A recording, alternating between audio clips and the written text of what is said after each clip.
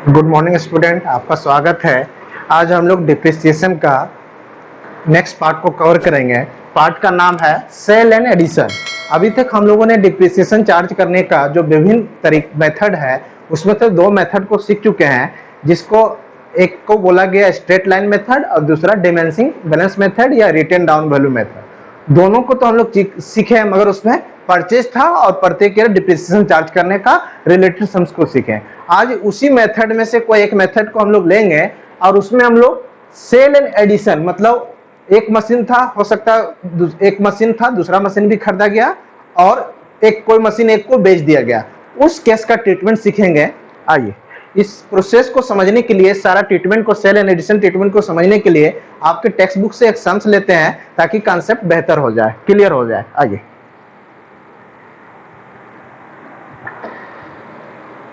here we have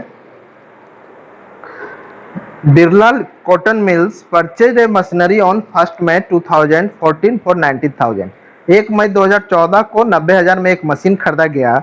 On 1st July 15 it purchased another machine for 40,000। 40,000 में 1 जुलाई 2015 को एक नया मशीन भी खरीदा गया, दूसरा machine. On 31st March 2016 it sold off the first machine purchased in 2014। जो 1 मई 2014 को खरीदा गया मशीन था, 31 मार्च 2016 को बेच दिया गया और ₹58,000 58,000 में। And on the same date, मतलब आपका 31 मार्च 2016 को ही same date a new machine again purchase for ₹1 lakh. Depreciation is provided at the rate of 20% per annum on the original cost each year. On the original cost each year मतलब straight line method हो गया। Accounts are close each year on 31 December. हम important date है, accounting closing date 31 दिसंबर है। और so the machinery account for 3 years. 3 साल के लिए हमको मशीन का खाता भी दिखाने को बोला गया है बनाने के लिए। बट यहाँ पर दो चीज इंपॉर्टेंट है, original cost per depreciation charge हो रहा है, मतलब वो स्ट्रेट लाइन मेथड फॉलो हो रहा है, इसका मतलब स्पष्ट है। दूसरा कि accounting ends on 31 December each year, ये भी इंपॉर्टेंट है ताकि हम डिप्रिसिएशन का मंथ का टेन्योर का गणना कर सके। आइए हम लोग रेडी करते हैं। मशीनरी अकाउंट बनाना है हम लोग को। इस स्थान को हम लोग रब कर देते हैं ताकि इसको भी हम लोग उपयोग कर ले। मशीनरी अकाउंट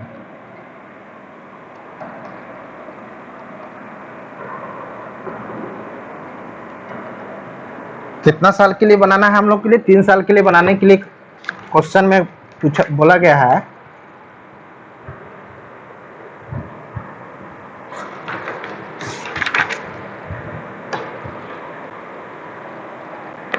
फॉर्मेट रेडी कर रहे हैं पहले हम लोग। डेट,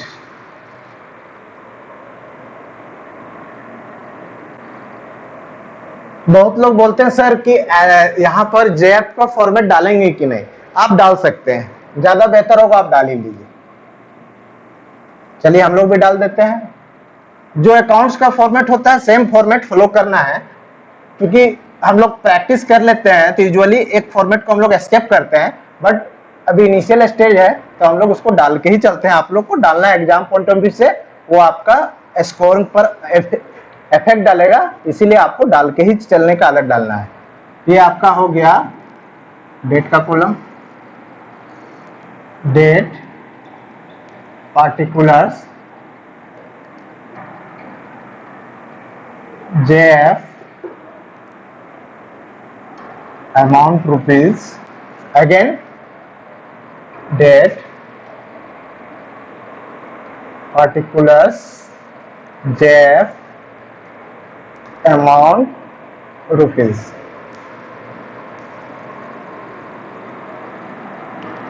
ये आपका डेबिट साइड है और ये आपका क्रेडिट साइड है। फॉर्मेट हम लोग का रेडी है। अब हम लोग क्या करेंगे, एक एक करके पोस्टिंग करते जाएंगे। क्वेश्चन को हम लोग रीड करते हैं पुनः। पहला है 2014 का मई 1 को हुआ है, तो ईयर 2014 मई 1 मशीन खरीदा गया है। और चूंकि यहाँ पर नंबर ऑफ मशीन 1 से ज्यादा है, इसीलिए हम लोग M1 M2 करके इसको नंबरिंग कर देंगे। पहला मशीन को M1 नाम दिया जाएगा। मशीन खरीदा गया है परचेज मशीन फॉर 90,000। तो टू कैश अकाउंट या बैंक जो लिखिए, टू कैश या bank account, machinery account debit to cash या बैंक अकाउंट, इसको हम लोग M1 नाम दे देंगे। कैसे लिखते हैं, कैश अकाउंट, और इसको ब्रैकेट में M1 मतलब पहला मशीन कितना में 90,000 में खरीदा गया है। इस साल में फर्दर कोई ट्रांजेक्शन नहीं हुआ है। दूसरा मशीन जो खरीदा गया है वो 2015, मेरा खाता इंड कब होगा, 31 दिसंबर को बोला गया है, तो 2014 का है, दिसंबर 31 आ गए, ईयर इंड आ गया। तो अब हम लोग फाइनल अकाउंट बनाएंगे। फाइनल अकाउंट बनाने से पहले हम लोग डिप्रिसिएशन के नाम का खर्चा निकालेंगे कितना है, तो इस पर डिप्रिसिएशन चार्ज होगा। तो एसेट पर डिप्रिसिएशन चार्ज करने का एंट्री तो मेरा सेम है, क्या है, depreciation account debit to assets account, या टू एसेट्स का नाम है तो टू मशीनरी अकाउंट। और इस डिप्रिसिएशन को उसी साल में हम लोग कहां ट्रांसफर कर देते हैं, PL account debit to depreciation account. स्पष्ट है, PL account debit to depreciation account. अब डिप्रिसिएशन क्योंकि मशीन 1 जनवरी से नहीं था मेरे पास, 1 मई को खरीदा गया है और डिप्रिसिएशन 31 दिसंबर तक का निकालना है। तो सबसे पहले हम जनवरी से ना लेके मई से 31 दिसंबर तक का टेन्योर निकालेंगे। तो हम लोग देख रहे हैं जनवरी फरवरी मार्च अप्रैल 3-4 महीना का नहीं है, तो 8 महीना का डिप्रिसिएशन हमको लेना है। 8 महीना ही मशीन हम लोग यूज किए हैं, तो 8 महीना का डिप्रिसिएशन चार्ज होगा। 90,000 का आपका एसेट्स है, डिप्रिसिएशन का रेट है आपका 20% ईच ईयर है ऑन ओरिजिनल कॉस्ट, तो 20% तो निकल जाएगा इसका। अब चूंकि साल भर का नहीं है, 8 मंथ का है, तो मल्टीप्लाई बाय 8/12, 00 कैंसिल, 2 3 300 40 12,000, मतलब साल भर का आपका 18,000 आया और इधर आपका 12,000 आ गया। 31 दिसंबर को डिप्रिसिएशन टू मशीनरी, तो मशीनरी का खाता है तो by depreciation account, depreciation account 8,000, sorry कितना है 12,000 आया है, तो 12,000 हम लोग पुट कर देंगे यहां पर। अब इसका बैलेंसिंग करेंगे सेम डेट को बाय बैलेंस CD, कितना है आपका 90,000 है, दोनों साइड 90,000 ही आएगा। मशीन का बैलेंस कितना से चलेगा, अब आपका मशीन हो गया 78,000, 12,000 डिप्रिसिएशन चार्ज हो गया। फिर 2015 जिससे हम आएंगे जनवरी 1 को, उसको क्या करेंगे, जो बैलेंस था CD उसको BD कर लेंगे जनवरी 1 को, टू बैलेंस BD, कितना 78,000। एक चीज ध्यान रखना है, इस साल में कुछ नया मशीन खरीदा गया है। 1 जुलाई 2015 को बोला गया है कि एक न्यू मशीन परचेज हुआ है 1 जुलाई 2015 को, तो जुलाई 1 को हम लोग चल जाएंगे 2015 को, to cash account again machinery account debit, ये मशीन 2 हो गया, इसको 2 नाम दे देंगे। स्पष्ट है, अभी से सबका बैलेंस और डिप्रिसिएशन अलग अलग चार्ज करेंगे, ताकि हमको जब सोल्व करेंगे तो कैलकुलेशन बहुत आसान हो जाएगा, है ना। तो मशीन 2 कितना में खरीदा गया है आपका, यहां पर बोला गया है 40,000 में, 40,000 में खरीदा गया है। अब इस साल कोई ट्रांजेक्शन नहीं हुआ है, तो फिर हम 2015 के दिसंबर में जाएंगे, अपना डिप्रिसिएशन पहले जानना चाहेंगे, तो बाय डिप्रिसिएशन अकाउंट,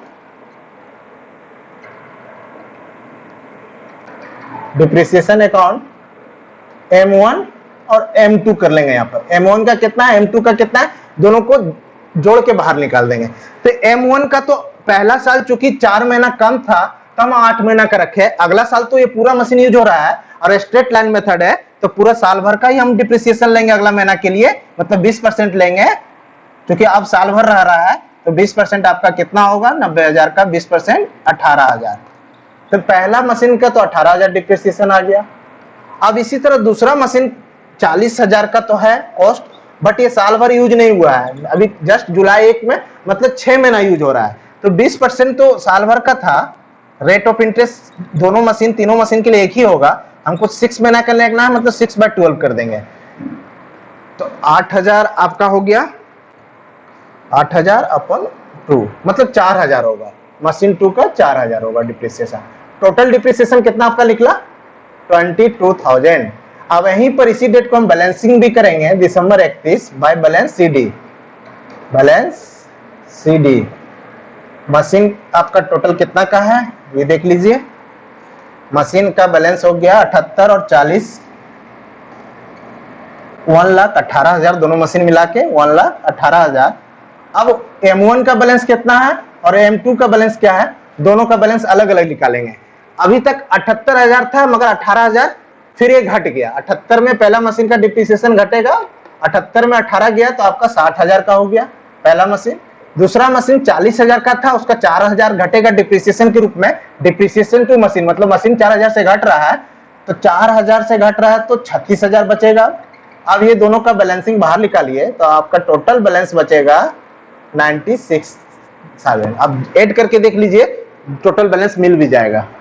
अब क्या करेंगे, नेक्स्ट ईयर 2016 में हम लोग पहुंच गए, फिर इसको जनवरी 1 को इसको क्या करेंगे, बैलेंस को ब्रॉट डाउन कर लेंगे, बैलेंस CD को टू बैलेंस BD कर लेंगे, टू बैलेंस BD।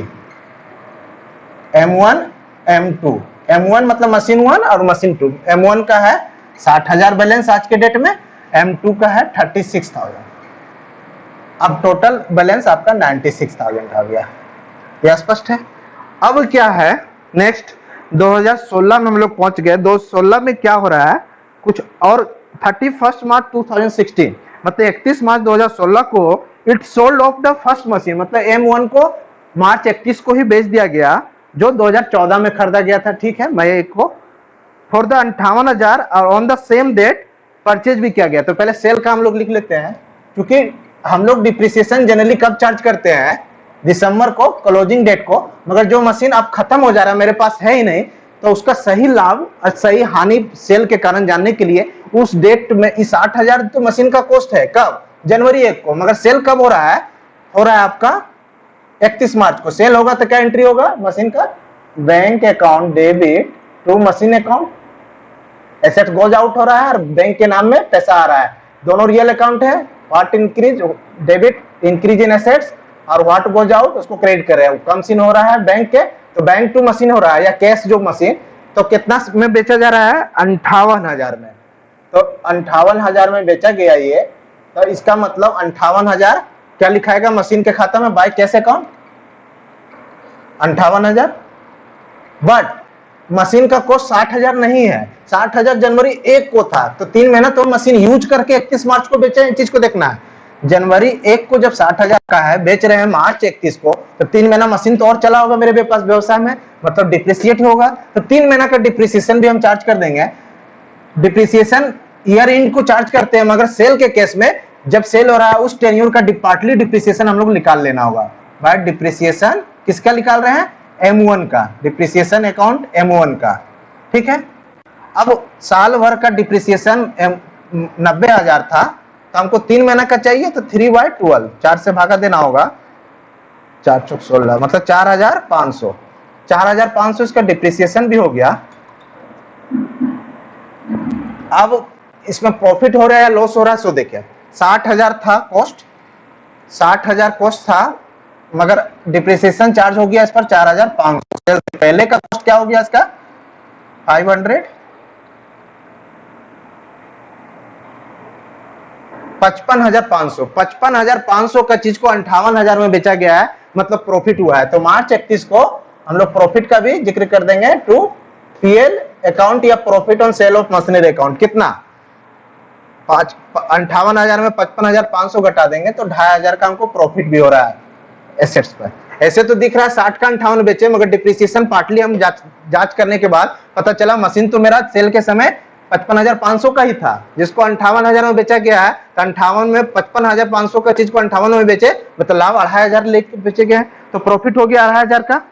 अब क्या है, ये तो पार्टली हो गया। अब हम लोग साल के अंत में जाएंगे, उससे पहले क्या बोला गया है, ऑन द सेम डेट मतलब मार्च 31 2016 को ये new machinery purchase for 1 lakh. तो मार्च 31 को एक और मशीन खरीदा गया है, तो टू कैश अकाउंट।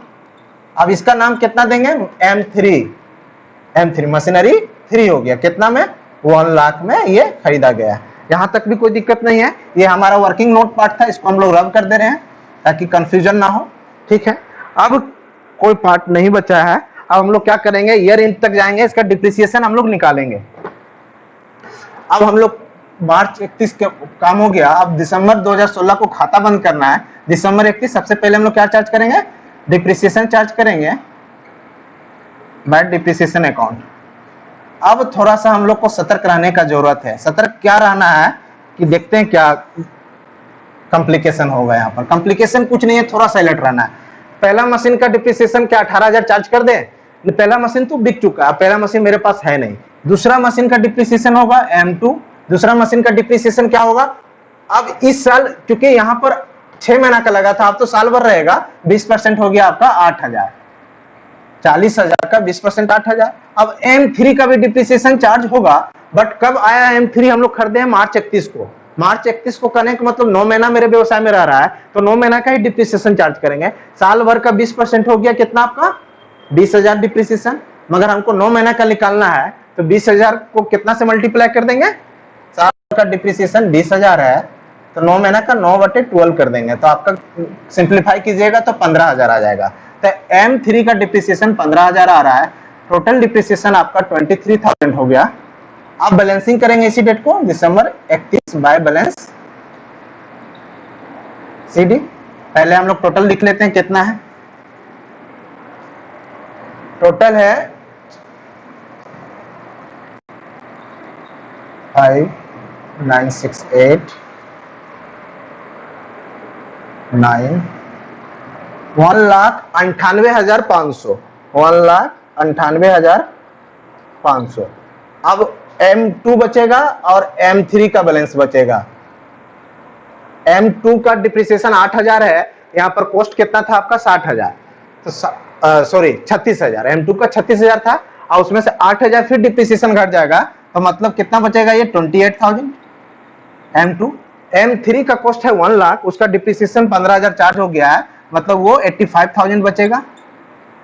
अब ये दोनों को जोड़ के बाहर कर देंगे, 8 5 13 के 3 हाथ में 1,30,000। अब इधर का जोड़ देखते हैं टोटल मिल रहा है कि नहीं। 5 8 4 12 3 15 और 3 18 का 8 हाथ में 1 6 2 8 1 9 1,98,000 मिल भी गया। और इसको अगला डेट को 2017 जनवरी 1 को BD कर लेंगे। तो ये आपका कंप्लीट सम हो गया, जिसमें क्या था, सेल एंड एडिशन पार्ट था। कुछ पार्ट सेल हुआ और कुछ नया पार्ट आया, तो हम लोग क्या करेंगे, बैलेंस को बाइफरकेट करके रखेंगे, ताकि अगर सेल का सिचुएशन आवे तो उस डेट तक देखिए, अगर हम बैलेंस एक साथ निकालते 96,000 और उस समय सेल का 58,000 का, हम लोग कैसे जानते 96 में M1 का क्या कॉस्ट है, M2 का क्या कॉस्ट था। इसीलिए अलग अलग बैलेंसिंग करेंगे, अलग अलग डिप्रिसिएशन चार्ज करेंगे, ताकि काम जटिल ना हो। सरल काम हम लोग अगर एक साथ बैलेंसिंग करते, एक साथ डिप्रिसिएशन करते तो जटिल हो जाता। इसलिए बाइफरकेट करके रखेंगे, ताकि सेल के सिचुएशन में हमको इजीली उसका कॉस्ट पता चल पाए।